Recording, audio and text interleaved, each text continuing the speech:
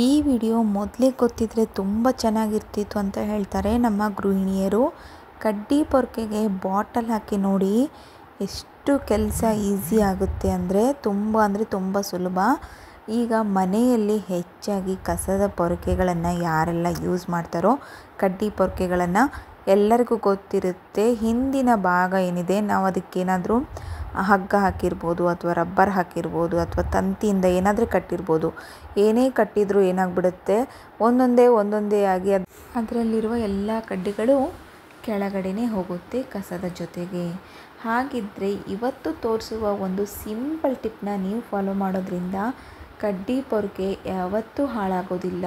ಅಷ್ಟೇ ಅಲ್ಲ, ಈಗ ಕೆಳಗಿನ ಭಾಗ ನೋಡಿ ಎಷ್ಟು ಹೊಲಸಾಗಿದೆ. ಇದನ್ನು ನಾವು ಮಳೆಗಾಲದಲ್ಲಿ ನೀರಿನಲ್ಲಿ ಏನಾದರೂ ನಾವು ಹೆಚ್ಚಾಗಿ ಕಡ್ಡಿ ಪೊರ್ಕೆಗಳನ್ನೆಲ್ಲ ಯೂಸ್ ಮಾಡೋದು ನೀರಿನಲ್ಲಿ ಅಥವಾ ಮುಸುರಿ ಆಗಿರುವಂಥ ಜಾಗದಲ್ಲಿ ಅಥವಾ ಹೊರಗಡೆ ನೀರು ಹೊಡಿಬೇಕಾದ್ರೆ ಅಂಗಳಕ್ಕೆ ಅಂತೆಲ್ಲ ಯೂಸ್ ಮಾಡ್ತೀವಲ್ವ.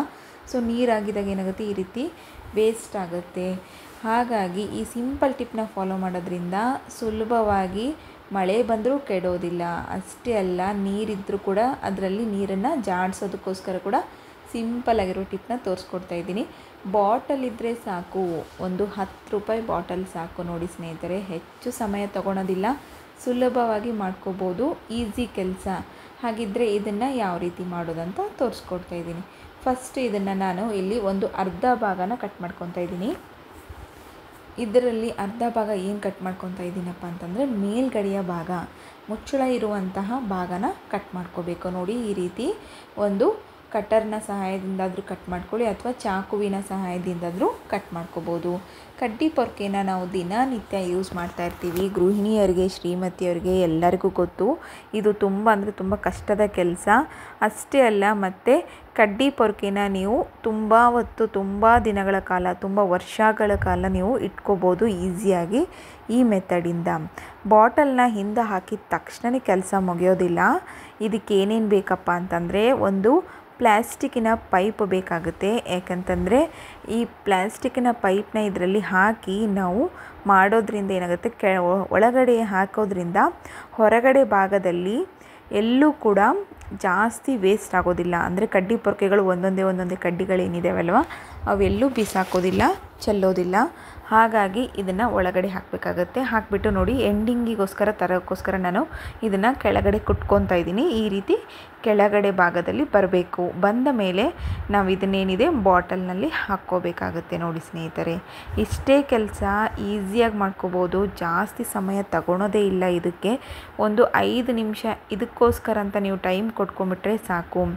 ವರ್ಷ ಪೂರ್ತಿ ನೀವು ದುಡ್ಡನ್ನು ಹಾಳು ಮಾಡೋದಿಲ್ಲ. 500,000 ಗಟ್ಟಲೆ ದುಡ್ಡನ್ನು ನೀವು ಉಳಿಸ್ತೀರಾ.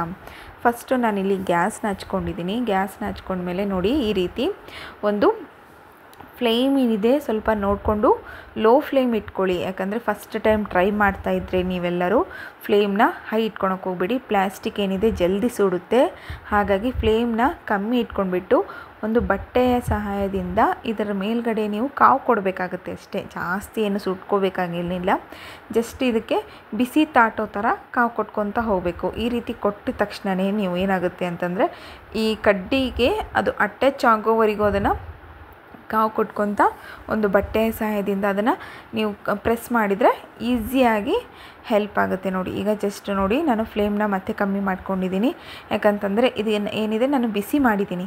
ಈಗ ಸ್ವಲ್ಪ ಬಿಸಿಯಾಗಿದ್ದ ತಕ್ಷಣ ಏನಿದೆ, ಇವಾಗ ಬಿಸಿಯಾಗಿದ್ದ ತಕ್ಷಣ ಈ ಪ್ಲ್ಯಾಸ್ಟಿಕ್ ಬಾಟಲ್ ಏನಿದೆ ಕರ್ಗೋಕ್ಕೆ ಸ್ಟಾರ್ಟ್ ಆಗುತ್ತೆ. ಹಾಗಿದ್ದಾಗ ಈಗ ನೋಡಿ ಎಷ್ಟು ಸಿಂಪಲ್ ಆಗಿದೆ. ನೋಡಿ, ಇಷ್ಟೇ ಸ್ನೇಹಿತರೆ, ಹೆಚ್ಚು ಸಮಯ ತಗೊಳೋದಿಲ್ಲ. ಇದಕ್ಕೆ ನಾನು ನಿಮಗೆ ಮೊದಲೇ ಹೇಳಿರೋ ಹಾಗೆ ಒಂದು ಬಟ್ಟೆ ತಗೊಳ್ಳಿ. ಬಟ್ಟೆ ಸಹಾಯದಿಂದ ಕೈನ ಮುಟ್ಟಕ್ಕೆ ಹೋಗಬೇಡಿ.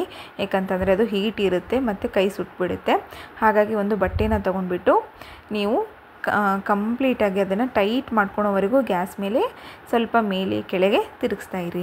ನಿಮ್ಗೆ ಏನಾದರೂ ಇಷ್ಟೇ ಬೇಡ ಅನ್ನೋ ಹಾಗಿದ್ರೆ ನೀವು ಇನ್ನೂ ಬಾಟಲ್ ಏನಿದೆ ಕಂಪ್ಲೀಟ್ ಬಾಟಲ್ನ ಕೂಡ ತೊಗೋಬೋದು. ನಿಮ್ಮ ಕಡ್ಡಿ ಪೊರ್ಕೆ ಏನಾದರೂ ದೊಡ್ಡದಿದ್ದರೆ, ಇಲ್ಲ ಸಣ್ಣದಿದೆ ಅಂದರೆ ನಿಮಗೆ ಇಷ್ಟೇ ಸೈಜಿಂದು ಸಾಕಾಗುತ್ತೆ. ನೋಡಿ, ಈ ರೀತಿ ಮಾಡ್ಕೊತ ಹೋಗಬೇಕು. ನೆಕ್ಸ್ಟ್ ಬಂದುಬಿಟ್ಟು ಮತ್ತೆ ನಾನು ಮೇಲೆ ಕೆಳಗೆ ಮಾಡ್ಕೊತಾ ಇದ್ದೀನಿ. ಈಗ ಸ್ವಲ್ಪ ಮೇಲ್ಗಡೆ ಭಾಗದಲ್ಲಿ ಏನಿದೆ ಸ್ವಲ್ಪ ಲೂಸ್ ಆಗಿದೆ. ಹಾಗಾಗಿ ನಾನು ಸ್ವಲ್ಪ ಫೋರ್ಸ್ ಅಂದರೆ ಫ್ಲೇಮ್ ಏನಿದೆ ಸ್ವಲ್ಪ ಜಾಸ್ತಿ ಮಾಡ್ಕೊಂಡು ಮಾಡ್ಕೊಂಡ್ಬಿಟ್ಟು ಮತ್ತೆ ನಾನು ಟೈಟ್ ಮಾಡ್ಕೋಬೇಕಾಗುತ್ತಲ್ವ, ಇಲ್ಲ ಅಂತಂದರೆ ಏನಾಗುತ್ತೆ ಈ ಪೊರಕೆಗಳಿನ ಕಡ್ಡಿಗಳೇನಿದ್ದಾವೆ ಎಲ್ಲ ಉಚ್ಚೋಕೆ ಸ್ಟಾರ್ಟ್ ಆಗುತ್ತೆ. ನೋಡಿ ಈ ರೀತಿ ಮಾಡ್ಕೊಂಡ್ಬಿಟ್ಟು ಟೈಟ್ ಮಾಡ್ಕೊಂಡ್ಬಿಟ್ಟು ನಾನಿಲ್ಲಿ ಒಂದು ಬಟ್ಟೆಯ ಸಹಾಯದಿಂದ ಅದನ್ನು ಕೈಯಿಂದನೇ ಅಮುಕಬೇಕಾಗುತ್ತೆ, ಸ್ವಲ್ಪ ಪ್ರೆಸ್ ಮಾಡಬೇಕು. ಪ್ರೆಸ್ ಮಾಡೋದ್ರಿಂದ ಏನಾಗುತ್ತೆ ಕರೆಕ್ಟಾಗಿ ಫಿಟ್ ಆಗುತ್ತೆ. ನೋಡಿ ಈಗ ರೆಡಿ ಆಗಿದೆ. ನೆಕ್ಸ್ಟ್ ಬಂದುಬಿಟ್ಟು ಈ ಮೇಲ್ಗಡೆಯ ಭಾಗದ ಮುಚ್ಚಳ ಏನಿದೆ ನೋಡಿ, ನಾನು ನಿಮ್ಗೆ ಆವಾಗ ಹೇಳಿದೆ, ಈ ಮೇಲ್ಗಡೆ ಭಾಗದ ಮುಚ್ಚಳ ಕೂಡ ಒಂದು ಟಿಪ್ ಆಗುತ್ತೆ. ಮಳೆ ಬಂದಾಗ ಅಥವಾ ನೀವು ಏನಾದರೂ ಕಸ ಬೆಳೆದಾಗ ನೀರು ಜಾಸ್ತಿ ಆಗಿದ್ದರೆ ಅದು ಜಾಡಿಸ್ಲಿಲ್ಲ ಅಂತಂದರೆ ಈ ಕಡ್ಡಿ ಪೊರಕೆ ಏನಿದೆ ತುಂಬ ದಿನಗಳ ಕಾಲ ಬರೋದಿಲ್ಲ, ವೇಸ್ಟಾಗಿ ಕೆಟ್ಟೋಗ್ಬಿಡುತ್ತೆ. ಸೊ ಹಾಗಾಗಿ ಜಾಡಿಸ್ಬೇಕು, ನೀರನ್ನೆಲ್ಲ ಜಾಡಿಸ್ಬೇಕು, ಇರಬಾರ್ದು ಅದರಲ್ಲಿ. ಹಾಗಿದ್ದಾಗ ಇದನ್ನು ನಾವು ಎಲ್ಲಾದರೂ ಒಂದು ಕಡೆ ನೇತಾಕಬೇಕಾಗುತ್ತೆ. ಈ ನೇತಾಕೋಕ್ಕೋಸ್ಕರ ಒಂದು ಹಗ್ಗ ರೆಡಿ ಮಾಡ್ಕೋಬೇಕು. ಹಗ್ಗ ಬೇಕು ಅಂತಂದರೆ ಫಸ್ಟ್ ಈ ಬಾಟಲಿನ ಕ್ಯಾಪ್ನ ತೊಗೋಬೇಕಾಗುತ್ತೆ. ಕ್ಯಾಪ್ನ ತೊಗೊಂಡ್ಬಿಟ್ಟು ನಾನು 2 ಹೋಲ್ನ ಹಾಕಿದ್ದೀನಿ. 2 ಹೋಲ್ ಹಾಕಿಬಿಟ್ಟು ಈಗ ಒಂದು ರಬ್ಬರ್ ಸಹಾಯದಿಂದನೋ ಅಥವಾ ಈ ಪೈಪ್ ಬರುತ್ತೆ, ಇಲ್ಲ ಅಂತಂದರೆ ದಾರಗಳೇ ಸಿಗುತ್ತೆ, ಈ ರೀತಿ ಇರುವಂಥ ದಾರನ ತಗೊಳ್ಳಿ. ನಾನು ಇದು ಗಟ್ಟಿ ಇರುವಂಥ ದಾರ, ಇದು ಏನಿದೆ ನಿಮಗೆ ನಾರ್ಮಲ್ಲಾಗಿ ಕಡ್ಡಿ ಪೊರಕೆ ಒಳಗಡೆನೇ ಸಿಗುತ್ತೆ. ಸೊ ಇಲ್ಲಪ್ಪ ಅನ್ನೋ ಹಾಗಿದ್ರೆ ನೀವು ನಾರ್ಮಲಾಗಿ ಮನೇಲಿ ಯೂಸ್ ಮಾಡುವಂಥ ದಾರಗಳಿರುತ್ತಲ್ವ, ಆ ದಾರ ಆದರೂ ತೊಗೋಬೋದು. ಸೊ ಒಟ್ಟು ಗಟ್ಟಿ ಇರಬೇಕಷ್ಟೇ. ಇಲ್ಲ ಅಂತಂದರೆ ನೀವು ರಬ್ಬರ್ ಬ್ಯಾಂಡ್ನಾದರೂ ಯೂಸ್ ಮಾಡ್ಕೋಬೋದು. ನೋಡಿ ಈ ರೀತಿ ನಾನು ಕಟ್ಕೊಂಡಿದ್ದೀನಿ. ಒಂದೊಂದು 2 ಹೋಲ್ ಏನು ಮಾಡ್ಕೊಂಡಿದ್ವಲ್ಲ ಆ 2 ಹೋಲಲ್ಲಿ ಇದನ್ನು ಹಾಕಿಬಿಟ್ಟು ಒಳಗಡೆ ಇರುವಂಥ ಮುಚ್ಚಳ ಒಳಗಡೆ ಏನಿದೆ ಅದನ್ನು ಕಟ್ಕೋಬೇಕಾಗತ್ತೆ. ಈಗ ನೋಡಿ ಇದನ್ನು ನೀವು ಬಾಟಲ್ಗೆ ಟೈ ಮಾಡ್ಕೊಂಬಿಡಿ. ಸೊ ಇಷ್ಟೇ ಕೆಲಸ. ನೋಡಿ ಎಷ್ಟು ಸುಲಭವಾಗಿ ಆಗಿದೆ ಅಂಥೇಳಿ. ಈಗ ಇದನ್ನು ನೀವು ನಾರ್ಮಲಾಗಿ ನೀವು ಎಲ್ಲಾದರೂ ಯೂಸ್ ಮಾಡ್ಕೋಬೋದು. ಅಸಲು ಇದರಲ್ಲಿ ಒಂದು ಪೊರಕೆಯಲ್ಲಿರುವಂಥ ಒಂದು ಕಡ್ಡಿ ಕೂಡ ಹೊರಗಡೆ ಬರೋದಿಲ್ಲ. ಎಷ್ಟು ಈಸಿಯಾಗಿದೆ ಅಲ್ವಾ.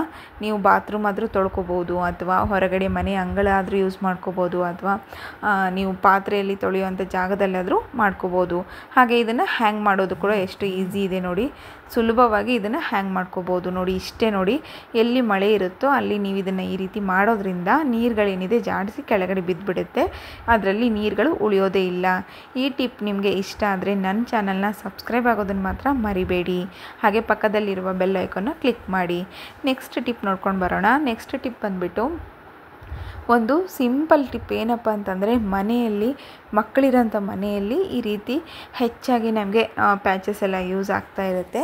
ಸೊ ಈ ರೀತಿ ಬಟ್ಟೆ ಪ್ಯಾಚ್ ಆಗಿರ್ಬೋದು ಅಥವಾ ಈ ರೀತಿ ಪ್ಯಾಚ್ಗಳಾಗಿರ್ಬೋದು ಯೂಸ್ ಆಗ್ತಾ ಇರ್ಬೇಕಾದ್ರೆ ಮೇನ್ ಪ್ರಾಬ್ಲಮ್ ಏನಪ್ಪ ಅಂತಂದರೆ ಕಣ್ಣು ಕಾಣ್ತಾ ಇರಲ್ಲ ಒಬ್ಬೊಬ್ಬರಿಗೆ. ಸಣ್ಣ ಮಕ್ಕಳಿಗೂ ಕೂಡ ಎಕ್ಸಾಕ್ಟ್ಲಿ ಇದರಲ್ಲಿ ಎಲ್ಲಿದೆ ಅಂತ ಗೊತ್ತಿರೋದಿಲ್ಲ. ಹಾಗೆ ದೊಡ್ಡವರಾದವರು ವಯಸ್ಸಾದವರು ಕೂಡ ಅಷ್ಟೇ ಜಲ್ದಿ ಸಿಗೋದಿಲ್ಲ ಹುಡುಕಿದ್ರೆ. ಈ ರೀತಿ ಇದ್ದಾಗ ಒಂದು ಬಡ್ನ ಸಹಾಯದಿಂದ ಕಿವಿಯಲ್ಲಿ ಯೂಸ್ ಮಾಡುವಂಥ ಬಡ್ ಏನಿದೆ ಅದನ್ನು ತಗೊಳ್ಳಿ. ಈ ಎಕ್ಸಾಕ್ಟ್ಲಿ ಎಲ್ಲಿದೆಯೋ ಅಲ್ಲಿ ನೀವು ಇದನ್ನು ರೌಂಡ್ ಮಾಡಿ ಇಟ್ಕೊಂಬಿಡಿ ಸಾಕು. ನಿಮ್ಮ ನೆಕ್ಸ್ಟ್ ಟೈಮ್ ಏನಿದೆ ಯೂಸ್ ಮಾಡಬೇಕಾದ್ರೆ ಸುಲಭವಾಗುತ್ತೆ. ಯಾಕಂತಂದರೆ ಒಂದೊಂದು ಟೈಮ್ ಪ್ರತಿಯೊಬ್ಬರು ಮನೇಲಿ ಇರೋದಿಲ್ಲ, ಯಾರಿಗಾದರೂ ಯೂಸ್ ಆಗ್ತಾನೇ ಇರುತ್ತೆ. ವಯಸ್ಸಾದವರಾಗಿರ್ಬೋದು, ಮಕ್ಕಳಾಗಿರ್ಬೋದು, ಯಾರಿಗಾದರೂ ಯೂಸ್ ಆಗ್ತಾ ಇರುತ್ತೆ. ಹಾಗಾಗಿ ಈ ಟಿಪ್ ನಿಮಗೆ ಇಷ್ಟ